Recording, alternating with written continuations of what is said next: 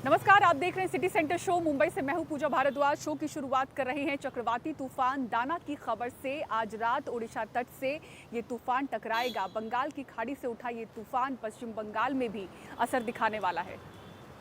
दोनों राज्यों में अलर्ट जारी कर दिया गया है। 500 से ज्यादा ट्रेनों को रद्द कर दिया गया है। ओडिशा और बंगाल में 16 घंटों के लिए उड़ानों पर रोक लगा दी गई है। दोनों राज्यों में लोगों को डेंजर जोन छोड़ने के लिए कहा गया है। खतरे को देखते हुए एनडीआरएफ की टीम तैनात कर दी गई है। साइक्लोन दाना के आने से पहले ओडिशा के केंद्रपाड़ा तट पर तेज लहरें उठी। हवा की गति 120 से 125 किलोमीटर प्रति घंटे तक पहुंच जाएगी। इस तूफान का नाम दाना है। इस शब्द को अरबी भाषा से लिया गया है। इसका मतलब होता है उदारता। ये तूफान कितनी तबाही मचा सकता है, इसका अंदाजा इस बात से लगा सकते हैं कि ओडिशा के 14 जिलों से 10 लाख लोगों को एक से दूसरी जगह भेजा गया है। कोलकाता एयरपोर्ट पर क्या हाल है, बता रहे हमारे सहयोगी सौरभ गुप्ता। साइक्लोन दाना के लैंडफॉल आज ही होने वाला है और इसीलिए कई सारे जगहों पे कई सारे प्रिकॉशनरी मेजर्स लिए गए हैं। जैसे कि कलकत्ता और भुवनेश्वर एयरपोर्ट पर एयरपोर्ट बंद कर दिए गए हैं। भुवनेश्वर एयरपोर्ट 5 बजे बंद हो गया और कोलकाता एयरपोर्ट 6 बजे बंद कर दिए गए। आप देख सकते कोई डिपार्चर हॉल पूरा खाली है। इस वक्त कोई डिपार्चर्स नहीं है। अराइवल में कुछ फ्लाइट्स है, लेकिन हम एक पैसेंजर से बात करने की कोशिश करेंगे। सर, आप कहाँ से आ रहे थे, कहाँ जा रहे थे, क्या हुआ? आ रहे हैं, भुवनेश्वर जाने का है। तो भुवनेश्वर डिब्रूगढ़ का फ्लाइट मेरा था एक्चुअली 2:30 बजे, वो रिशेड्यूल करके मेरे को कलकत्ता पहुंचा है। बट यहाँ से कल सुबह 11 बजे का वो भी कंफर्म नहीं है। कोई अकोमोडेशन फैसिलिटी कुछ भी नहीं है इंडिगो की तरफ तो से। आप भुवनेश्वर जा रहे थे, भुवनेश्वर एयरपोर्ट बंद है? Right, I belongs to Bhubaneswar. अच्छा, ओके। और आप यहाँ कोलकाता एयरपोर्ट भी अभी बंद है? हाँ, बंद है। सो ऐसे कई सारे पैसेंजर हैं जो भुवनेश्वर जाना चाहते हैं। जैसे हमने कहा कि भुवनेश्वर एयरपोर्ट को भी 5 बजे बंद कर दिया गया है, तो ये जो भुवनेश्वर जाने वाले थे वो नहीं जा पा रहे हैं ऑब्वियसली। और कलकत्ता एयरपोर्ट भी 6 बजे बंद हो गया है। ट्रेन्स कैंसिल कर दिए गए हैं। Local trains, long distance trains जो इस इलाका में चलते हैं उन्हें कैंसिल कर दिए गए हैं। फेरी सर्विसेज कैंसिल कर दिए गए हैं। लाखों लोगों को इवैक्यूएट कर दिए गए हैं जो समुद्र तट पर रहते हैं और कच्चे घरों में रहते हैं। और फ्लड रिलीफ सेंटर या साइक्लोन रिलीफ सेंटर जो है वहाँ पे लोगों को रखा गया है। मुख्यमंत्री पश्चिम बंगाल के ममता बनर्जी वो आज पूरे रात स्टेट सेक्रेटेरिएट में रहेंगे और जब लैंडफॉल होगा तो पूरा जो ऑपरेशंस होता है डिजास्टर मैनेजमेंट का वो ओवरसी करेंगे खुद सेक्रेटेरिएट से। और कई जगहों पे लोगों को अभी भी हटाया जा रहा है और इवैक्यूएशन अभी भी चल रहे हैं। साइक्लोन दाना की वजह से कोलकाता में 60 से 70 किलोमीटर प्रति घंटे का हवा हो सकते हैं और ये 80 किलोमीटर प्रति घंटे तक भी जा सकते हैं। हालांकि जहां लैंडफॉल हो रहे हैं जो धामरा और भीतरकनिका है वहां पे 110 किलोमीटर प्रति घंटे की हवा होने की संभावना है जो 120 किलोमीटर प्रति घंटे तक पहुंच सकती है। कोलकाता एयरपोर्ट इस वक्त बिल्कुल खाली है, कोई लोग नहीं है क्योंकि बंद कर दिया गया है। भुवनेश्वर एयरपोर्ट का भी वही स्थिति है। भुवनेश्वर एयरपोर्ट भी बंद कर दिया गया है क्योंकि साइक्लोन दाना के वजह से डैमेजेस हो सकते हैं। प्रिकॉशनरी मेजर्स इसलिए लिए गए हैं और वैसे भी जब इतनी बारिश होती है और इतनी हवा तेज़ होती है तो फ्लाइट ऑपरेशंस मुश्किल हो जाते हैं थोड़ा बहुत और इसीलिए यहाँ पे ये सारे प्रिकॉशनरी मेजर्स लिए गए हैं। ट्रेन्स कैंसिल है और फ्लाइट और जो ये है एयरपोर्ट्स है उस पर भी असर पड़ा है। भुवनेश्वर और कलकत्ता एयरपोर्ट को कल सुबह 9 बजे तक बंद कर दिए गए हैं। और अब आइए बात करते हैं राजधानी दिल्ली की, जहां हवा के साथ ही दूषित पानी चिंता का बड़ा विषय है। दिवाली के आते ही सियासी तलवारें खिंच जाती हैं। एक तरफ बयानबाजी होती है तो दूसरी ओर यमुना के मुंह से झाग निकलता रहता है। सफाई के कई वादे होते हैं लेकिन सभी खोखले साबित होते हैं। एक बार फिर से इस मुद्दे को लेकर किस तरह से सरगर्मी तेज हो गई है, दिखाते हैं आपको शुभांग सिंह ठाकुर की इस रिपोर्ट में।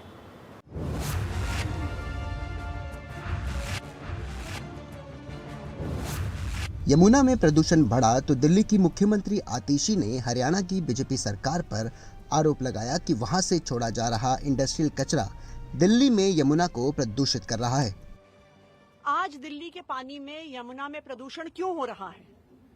क्योंकि हरियाणा और उत्तर प्रदेश अपना इंडस्ट्रियल अनट्रीटेड वेस्ट यमुना नदी में भेज रहे हैं। वजीराबाद बैराज पे भेज रहे हैं, कालिंदी कुंज बैराज पे भेज रहे हैं। हमने देखा कि किस तरह से कालिंदी कुंज बैराज पे लगातार झाग बन रही है। कैसे सिर्फ अभी दिवाली और छठ के समय बन रही है? क्योंकि जानबूझकर इस समय हरियाणा और यूपी का गंदा पानी, इंडस्ट्रियल वेस्ट का पानी दिल्ली भेजा जा रहा है। दिल्ली बीजेपी अध्यक्ष वीरेंद्र सचदेवा ने आम आदमी पार्टी संयोजक अरविंद केजरीवाल और दिल्ली की मुख्यमंत्री आतिशी को आज आईटीओ की छठ पूजा घाट पर बुलाया था। अरविंद केजरीवाल को अपने साथ यमुना में डुबकी लगाने का प्रस्ताव भी रखा था, लेकिन आखिर में अकेले ही डुबकी लगाई और आम आदमी पार्टी पर हमलावर हुए। मैं तो उन्हीं को उनके वादे याद दिला रहा था कि आपने कहा था कि अगले चुनाव से पहले मैं यमुना में डुबकी लगाऊंगा। अब चुनाव तो 2 महीने में चुनाव है, आते और यमुना में डुबकी लगाते। प्रदूषित यमुना को लेकर आम आदमी पार्टी और दिल्ली बीजेपी के बीच आरोप प्रत्यारोप का सिलसिला जारी है। 2 महीने में दिल्ली में विधानसभा चुनाव है। देखना ये दिलचस्प होगा कि क्या चुनाव में प्रदूषित यमुना अहम मुद्दा बनती है या नहीं। दिल्ली से अपने कैमरा पर्सन संजय कौशिक के साथ मैं शुभांग सिंह ठाकुर, NTV इंडिया। और राजधानी दिल्ली में प्रदूषण के स्तर को कम करने के लिए दिल्ली सरकार कई कदम उठा रही है। दिल्ली के पर्यावरण मंत्री गोपाल राय ने रेड लाइट ऑन गाड़ी ऑफ के तहत स्टिकर कैंपेन की शुरुआत की, ताकि लोगों को रेड लाइट पर गाड़ी बंद करने के लिए प्रेरित किया जा सके। अतुल रंजन की रिपोर्ट आपको दिखाते हैं। दिल्ली के पर्यावरण मंत्री गोपाल राय इस वक्त दिल्ली के इंद्रप्रस्थ इलाके में रेड लाइट ऑन गाड़ी ऑफ कैंपेन की शुरुआत कर रहे हैं। आप देखिए कि ये जो ऑटो है, अभी मंत्री गोपाल राय ने यहाँ पर जो है ये स्टिकर लगाकर रेड लाइट ऑन गाड़ी ऑफ का मैसेज दिया है। जैसे जैसे दिल्ली में जो है प्रदूषण बढ़ रहा है, एक बार फिर से अलग अलग कैंपेन्स की शुरुआत की जा रही है और उन्हीं में से एक है ये रेड लाइट ऑन गाड़ी ऑफ। आप देखिए मेरे इस साइड किस तरह से ऑटो को जो है खुद पर्यावरण मंत्री गोपाल राय जो हैं वो उस पर स्टिकर लगाकर जो है सिग्नल पर गाड़ी ऑफ करने का जो इम्पोर्टेंस है उसको दिखाने की कोशिश कर रहे हैं गोपाल राय। अभी जो है मंत्री गोपाल राय ने एलजी ने भी अभी बैठक बुलाई थी, जिसमें खुद मंत्री गोपाल राय, डीएमसीए के जो डीडीएमए के जो और अधिकारी हैं, मुख्यमंत्री आतिशी हैं, सभी जो हैं वो शामिल हुई थी। और अभी आप देखिए कि जो आम आदमी पार्टी के जो कार्यकर्ता हैं जो यहाँ पर मौजूद हैं, सब अभी युद्ध जो है प्रदूषण के खिलाफ जो विरुद्ध जो युद्ध है उसका पोस्टर लेकर यहाँ खड़े हैं। और मंत्री गोपाल राय खुद जो है आप देखिए किस तरह से एक के बाद एक कई ऑटो को जो है सिंबॉलिक तरीके से उन पर रेड लाइट ऑन गाड़ी ऑफ का जो है वो स्टिकर लगाकर जो है प्रदूषण को कम करने के प्रति जो सरकार का जो अलग अलग कार्यक्रम है सरकार का, उसको दिखाने की कोशिश की जा रही है। दिल्ली से अतुल रंजन, NDTV इंडिया। बात करते हैं बेंगलुरु शहर की, जहां जल जमाव से छुटकारे के लिए अतिक्रमण को हटाया जाएगा, अवैध निर्माण पर रोक लगेगी। इसका ऐलान किया है कांग्रेस की सिद्धारमैया सरकार ने। 2 साल पहले इसी अक्टूबर महीने में जब ऐसी अफरा तफरी मची थी, तब की बीजेपी की बम्बई सरकार ने कुछ ऐसा ही इरादा जताया था। दिलचस्प बात यह है कि तब जो बीबीएमपी कमिश्नर थे वही आज भी हैं, बस सरकार और पार्टी बदली है। देखिए रिपोर्ट। उप मुख्यमंत्री DK शिवकुमार के साथ शहर के बाढ़ पीड़ित इलाकों का दौरा करते हुए BBMP के चीफ कमिश्नर तुषार गिरिनाथ, जिनको अतिक्रमण और अवैध निर्माण हटाने की जिम्मेदारी सौंपी गई है। ये तस्वीर 2022 की है। तब सरकार बीजेपी की थी। उस समय के मुख्यमंत्री बसवराज बोम्मई ने भी तुषार गिरिनाथ को यही जिम्मेदारी सौंपी थी। तब भी गिरिनाथ BBMP के चीफ कमिश्नर थे, यानी एक ऐसा अधिकारी जो सिस्टम को समझता है और पॉलिटिकल बॉस किसी भी पार्टी का हो, उसके साथ कदम से कदम मिलाकर चलना जानता है। अब इस तस्वीर को देखिए। 6 मंजिला इमारत ताश के पत्तों की तरह ढह गई, क्योंकि ये बगैर इजाजत के बन रही थी। 8 मजदूरों की जान गई। लोकायुक्त ने मामला दर्ज किया तो 2 मध्यम दर्जे के अधिकारियों के खिलाफ कार्रवाई हुई, लेकिन BBMP के चीफ कमिश्नर तुषार गिरिनाथ पर किसी ने सवाल नहीं उठाया। अब मुख्यमंत्री सिद्धरमैया लीपापोती करते नजर आ रहे हैं। आरोप लगाना आसान है। जब बीजेपी पावर में थी तब क्या जल जमाव नहीं होता था? क्या ये सिर्फ अभी ही हो रहा है?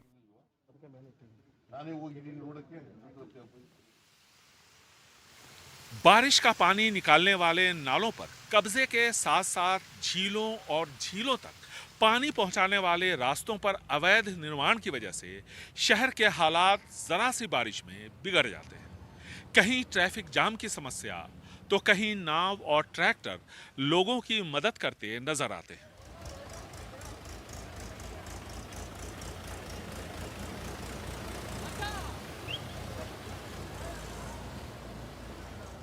थोड़ी बारिश और एक बार फिर ये शहर अपने इंफ्रास्ट्रक्चर की बदहाली पर आंसू बहाता नजर आ रहा है। कुछ छोटे अधिकारियों के खिलाफ कागजी कार्रवाई और सत्ता में बैठे नेताओं का भरोसा कि जल्द ही इस शहर में सब कुछ ठीक कर दिया जाएगा। लेकिन इस कदम को उठाने के लिए जरूरी है कि अतिक्रमण हटाए जाएं, अवैध निर्माण तोड़ा जाए। लेकिन इसके लिए मजबूत राजनीतिक इच्छा शक्ति की जरूरत है, क्योंकि ऐसा करने से सभी राजनीतिक दलों को अपना वोट बैंक खिसकने का डर सताता है। बेंगलुरु से कैमरामैन कुमार के साथ निहाल खिदवई, एनडीटीवी इंडिया। और भाई आपको अगली खबर दिखाते हैं मध्य प्रदेश की राजधानी भोपाल से, जहां 6 साल की बच्ची के बहादुरी से एक बड़ा हादसा टल गया। अधेड़ उम्र के एक शख्स ने उसके साथ शोषण करने की कोशिश की, लेकिन इस बच्ची की बहादुरी ने उसे सबक सिखाया। हालांकि 5 साल की एक बच्ची के साथ दुष्कर्म और हत्या के मामले के बाद किस तरह से ये शहर बच्चियों की सुरक्षा को लेकर फिक्रमंद है, इस रिपोर्ट में आपको दिखाते हैं।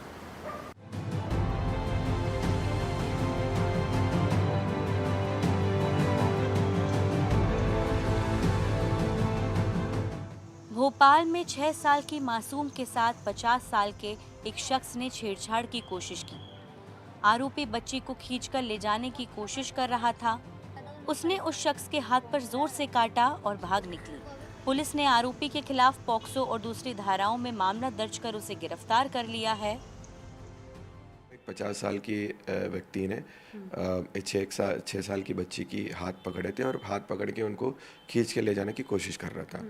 तो बच्चा जो है बिल्कुल समझदारी से उस सिचुएशन को हैंडल किया।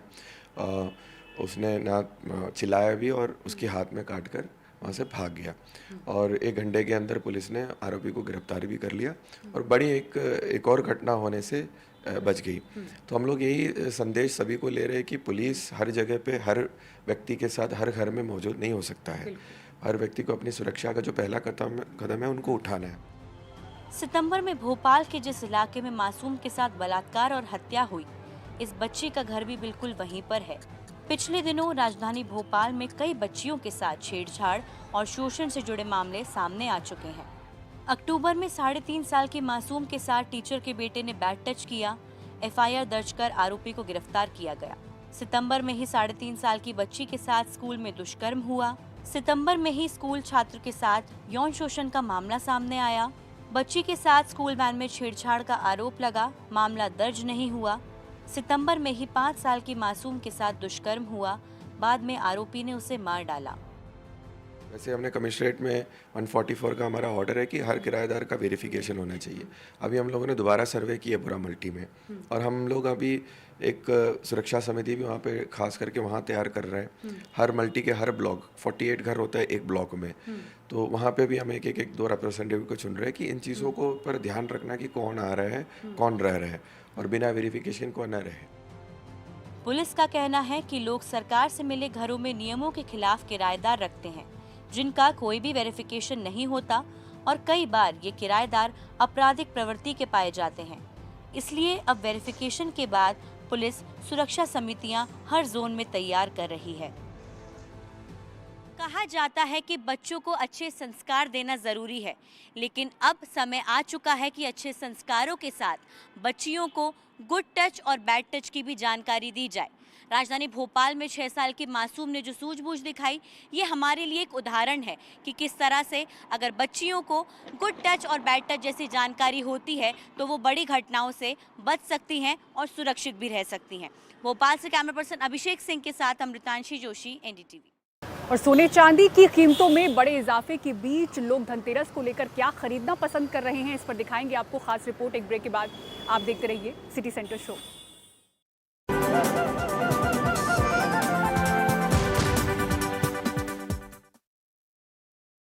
और धनतेरस पर सोने चांदी की खरीदारी को लेकर बाजार में हलचल तो दिख रही है, लेकिन सोने चांदी की कीमतों में बड़ा इजाफा देखने को मिल रहा है। ऐसे में इसका असर क्या लोगों की पसंद पर पड़ रहा है, लोग क्या खरीदना पसंद कर रहे हैं, दिखाते हैं आपको हमारी सहयोगी प्रेरणा शर्मा की इस खास रिपोर्ट में।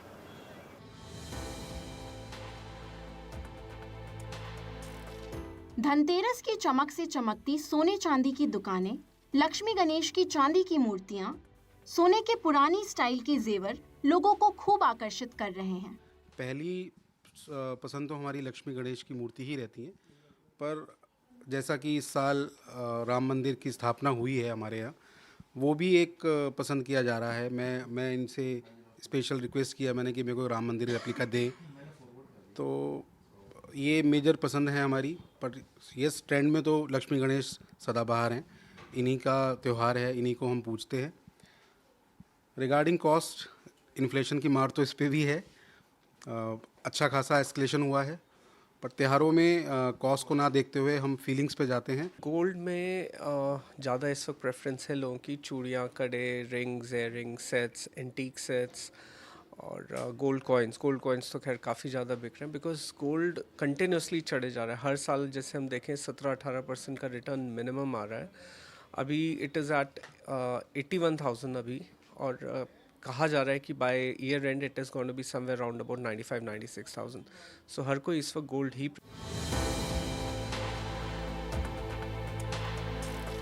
आम दुकानों पर सोने के जेवर 80,000 रुपए प्रति 10 ग्राम के हिसाब से मिल रहे हैं। चांदी की कीमत भी आसमान छू रही है। कुछ लोग परेशान हैं तो कुछ लोग दिवाली की खुशी में कीमतों को नजरअंदाज कर रहे हैं। मैं इस बार सिल्वर लेना चाह रही हूँ क्योंकि गोल्ड बहुत महंगा है, तो गोल्ड हम नहीं ले सकते हैं क्योंकि हम लोग आम में हमारे इतना बजट से ऊपर हो जाता है। प्राइस का तो कोई फ़र्क ही नहीं पड़ता, जिसने लेना है। लेडीज़ की जान है, गोल्ड उनके लिए चाहिए ही। उनको गोल्ड कैसे भी दें, बर्थडे पे भी चाहिए, लड़ाई मनाने पर भी चाहिए, तो गोल्ड तो उन्हें चाहिए। कुछ लोग ऐसे भी हैं जिन्होंने दाम बढ़ने के डर से महीनों पहले से ही बुकिंग करा ली थी ताकि धनतेरस के वक्त परेशानी ना हो। तो इस बार भी मैंने 2 बैंगल्स खरीदे हैं क्योंकि रेटों का उतार चढ़ाव रहता है ज़्यादा, तो पहले ही मैंने 2 महीने पहले बुक कर दिया था, इसलिए वो मैं आज गोल्ड ही लेने आया हूँ, उसका ही पेमेंट किया है। बढ़ते दामों के बीच दुकानदारों की अपनी ही राय है कि सोना और चांदी भले ही दोनों महंगे हो रहे हों, लेकिन चांदी खरीदने वालों के लिए ये फायदे का सौदा साबित हो सकता है। आप चाहे चांदी खरीदें चाहे सोना खरीदें, दोनों ही बढ़ रहे हैं एंड डेफिनेटली काफ़ी इंक्रीमेंट होगा। बट सोने से ज़्यादा आई थिंक पर्सनली कि चांदी बढ़ेगी। डेफिनेटली चांदी will out perform gold at any given point of time. Dhanteras का त्यौहार नज़दीक है, ऐसे में जो सोने चांदी की दुकान है वहाँ पे लोगों की चहल पहल देखने को मिल रही है।